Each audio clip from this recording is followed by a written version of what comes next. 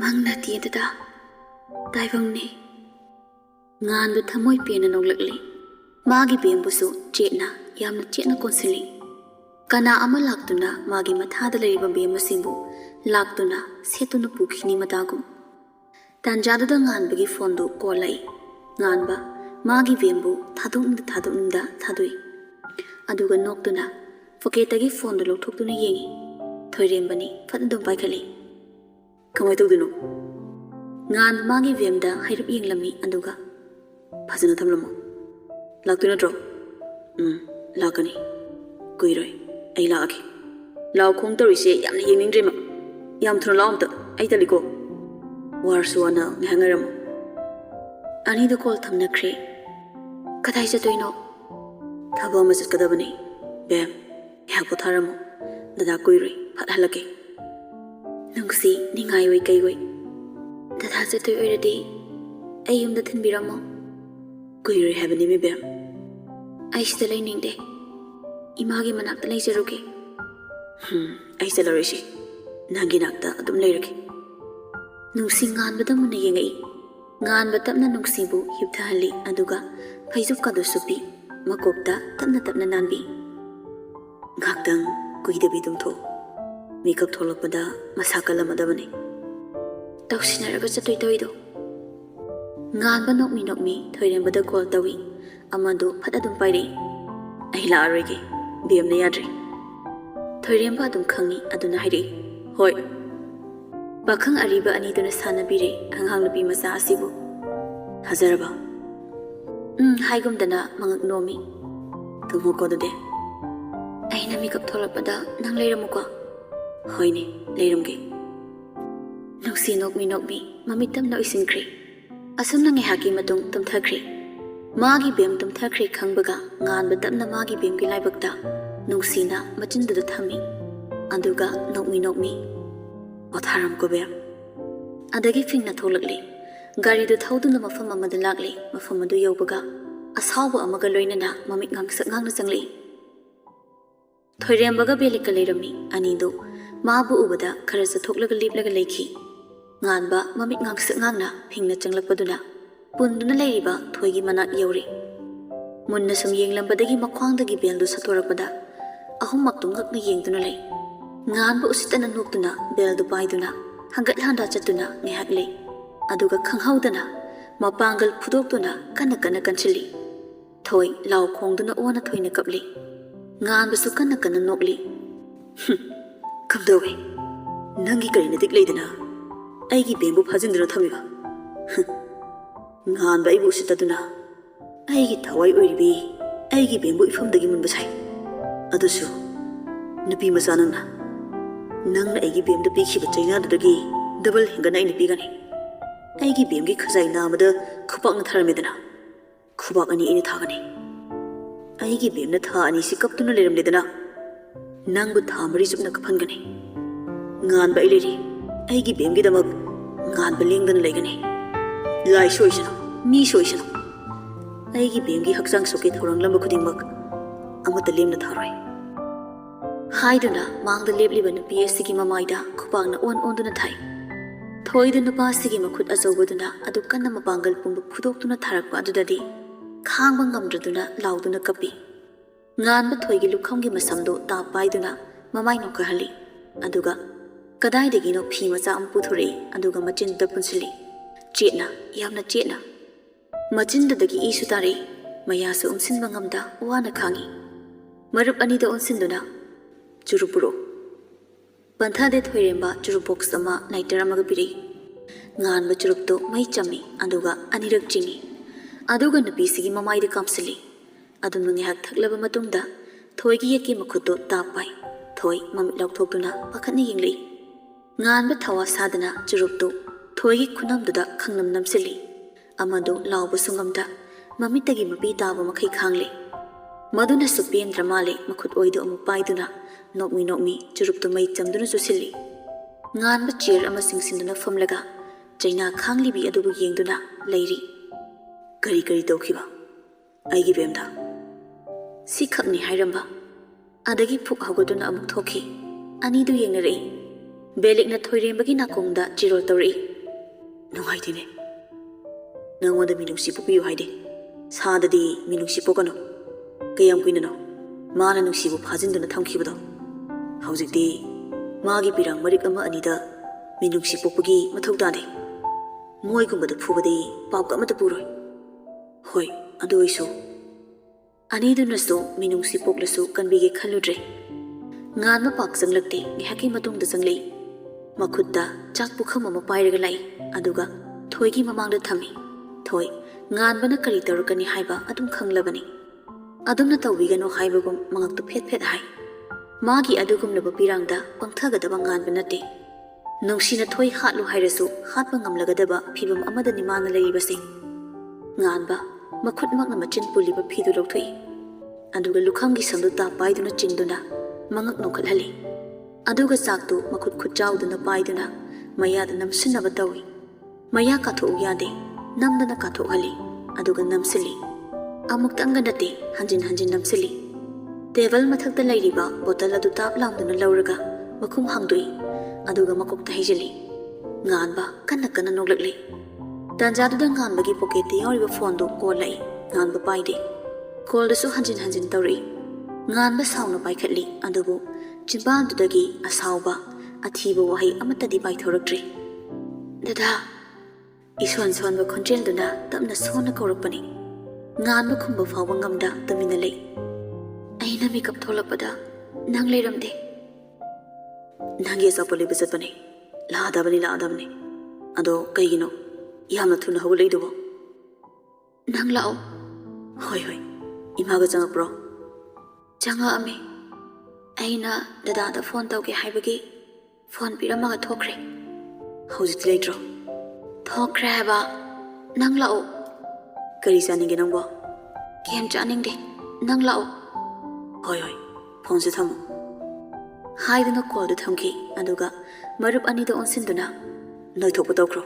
Thadokera thamgera. Ai bemna lao haire. Aduga thoida onsilai. Khong nama leimaida ngaglaga mamik khujinaduna thoida munna yengi aduga nangna khariba pulse aina lathokpa ngam yengke makha tarpada nangna kari tarukpa haibadu yenglaga ngasigi asigum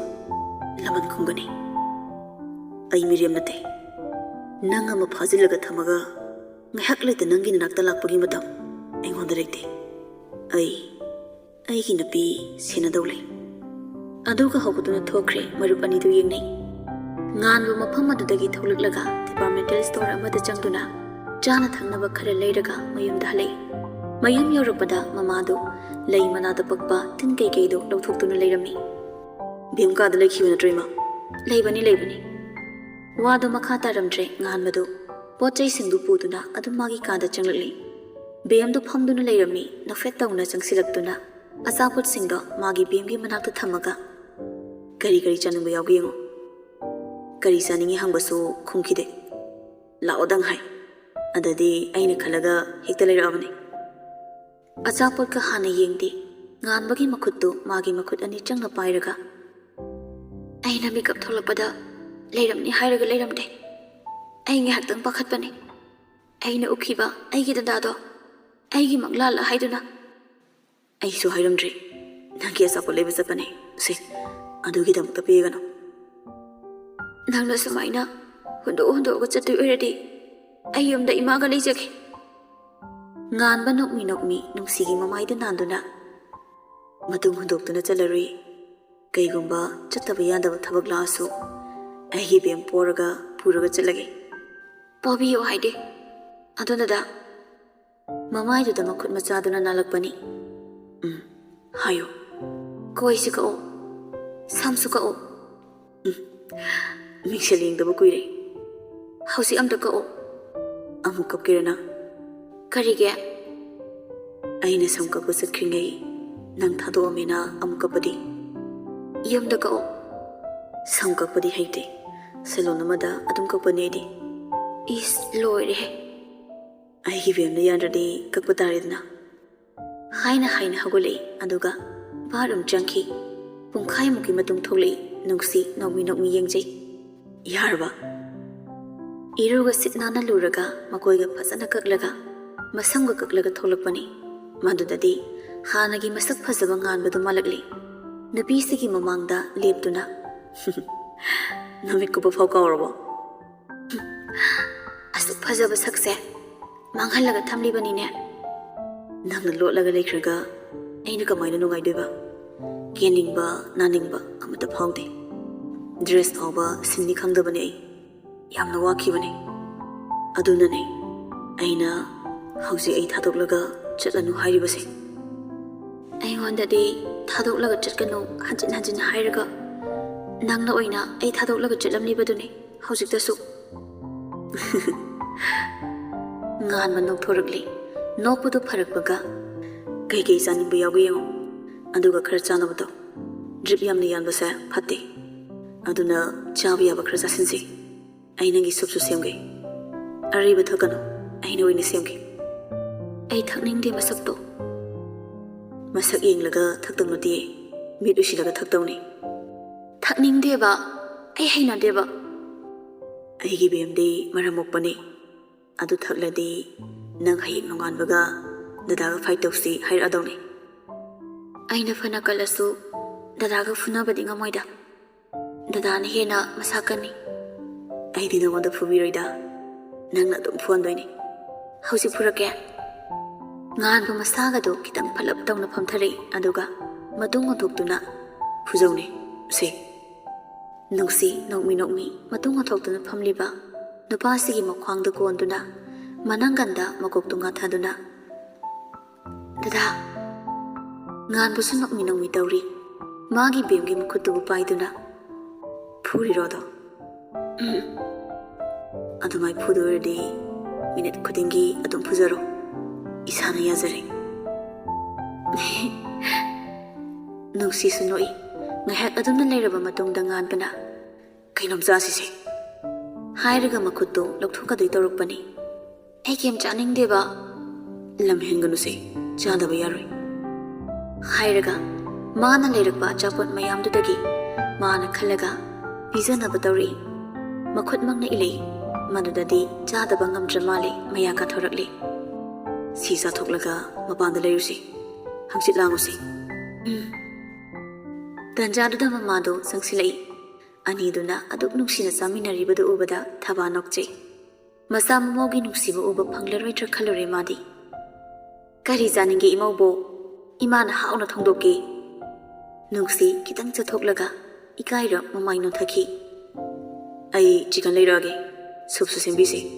aduga thonglaga pijase nang chathoklanu napa tharasi yani ma ai bemga chalage maso kanungda koine leirubagi mapanda puthokpige hayeng oina thoklodana mapanduna masasi solibanina nuksit phuraga amuna rakani ne yani ai thobo purage gari mingse lekhalaga purage hoi yani khaladine adum tawro ado kuirakanu ko ngana thonglaga bijasi imause nahankhei saram thalam khanglam dabagi nganna bijagi yani daima adum tapna thongsi thaba nokmi mamaugi makokta nanduna imau phangba muk nungai ba leitri ngasi imau pothajarasanu langla roisi haina leirabani hayeng nong anbaga napana ne mayam chaksani haibani hayeng su mi punba yakhiroye mi mayam langba makhol targa makok sikani yangangsi tanjada da phone do message lakpagi notification lai nganba phone do lokhatuna yengi thoirimbagini thadokre nganba message tu reply haludre phone do lok toksingi hek tawbaga amuksu lai nganbana yengbada ngasai mana thoida tawkhiba singdu video namhobu mali adu tharakbani asi masu ire nang nupida yenghalo si masu halude lok tawkhre aduga bemda onsinduna nang phi hongkidra natraga sidadam chalasira hongleroi hongko ima phi phanek puraki leiramuko thaba hingna thoki ki honglaga tholo ai makhada leiramge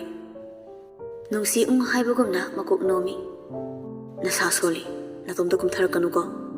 ima bu samalaga kumtharo nganba nokmi nungsigi makokta nalami aduga thokri Thabasu tafing jangli aduga phi phanek sut puduna lai khame machuda mapan ret na hakpa ama nungsi su loduna hongdoi thabana masamdusu ningthina hatpiduna sambun punsinpiri aduga anido tholak minari ngan bu sumangda khamliba gari dugi manakta leirami nungsibu ubada tamin mamon tawki ngasidi magi bemdo mau ama mankhre mamai du leithoraktuna nokjei asumna ngan bagi gari da haptuna puthorakli magi bemdo asumna sum tharakpada mafam amada khamki yen laifam yauraboi ningi bembu phomlam mo hairamaga kumthaki aduga ngahaki matungda amuk tholaktuna kakhalei nungsi mamit uirum leirambani mamai mapada sawm ama phanglakpaduda mamitu phat pangthorakpani nganba nokmi makhutuda red rose ama pairibadu magi bemgi yekki napada chinbirei nungsi mapungning nungsina yengzei aina haikibado bem mathangdi na somse yeta chinge haina ngasidi tanza zari khanduna na somse yeta zilabani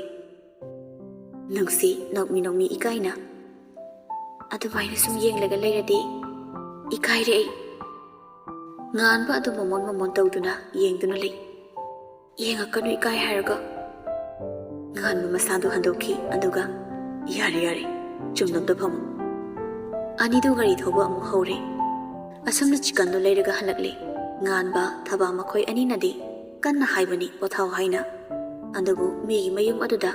masa soli haiduna potharaga tumaga sum leibadu hainadraduna dining chair amada famlaga tilau sanam semlaga lei nganbana sup semnaba tawri adumna mathau tawraga leithorakpada bemdo table du makok tu ngaduna leirambaduda pakhatladuna changsilei kaidore isangamdobro nungsi makok tapna nongkhalei kokita ngawe aina haidro hipaga leyu haibana traba aina ngangose sungta tadrisi kaiginoba hawgalo thuna hairaga chingkhali thabasu bem hipaga leiro chalo kayam wani haige chak thongba sibo nganbana sauna chingboi kaiboi pui dada chingano chingdadi kaino ko ngawe hairaga nganba sab amu lepi aduga phat pamkhatkre ima kaino dada tamina leiko aduna tradinang aina tamthina phurani nganbagi khusaududa wangangba kiraduna tamina leikre nganbadi isauga lepte ngango saba asukhamna tadaba nupi sibu karamba nupino aina nangi phatanaba tawgadra habanida ngasi soireko ayi khuda kaisam tawridabai khalubaine tamilei tangde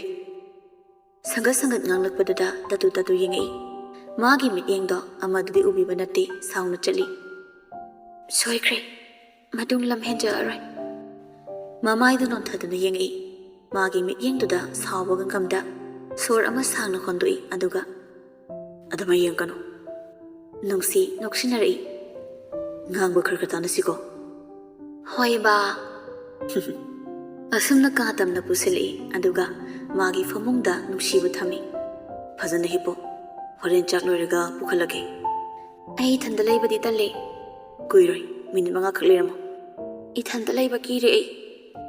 ngan besu tamna phomtharei ai chalaroi nang hundoklaga ai chalaroi nangbu natomda thadoklaroi tha ani duna aroibo ohenki nangbu natomda thamba masigi matung tarpa punsida nangbu natomda mikuk amata thadoktanaba honage kirano bem